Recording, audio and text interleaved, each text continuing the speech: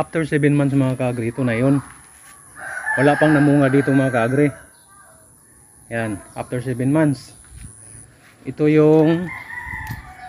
na yun mga kaagri, oh. Dito lang to sa harapan. Pasensya na mga kaagri kasi ano eh. Yan, meron pa doon.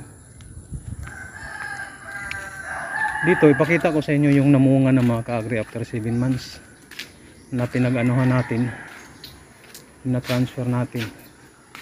Yan, dito sa, tingnan mo, nasa ano lang, doon rin. Ito na siya mga kaagri. Yan, oh, namunga after 7 months. Yan na yung unang bunga niya ng ating dragon fruit.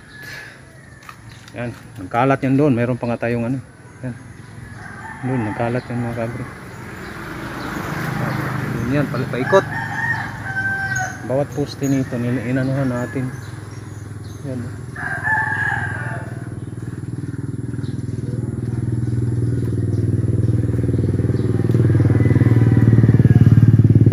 Ito lang, kahit ito lang mga kaagri, mabuhay na yun kasi yung ano to eh. Mabuhay nga ito mga kaagri kahit hindi walang lupa eh. Kahit idikit lang dito. Pero matagal nga lang mamunga. Ito yung bunga niya mga kaagri. Yan ang bunga niya. Ito ang after 7 months, ito yung unang bunga ng ating nalipat na dragon fruit.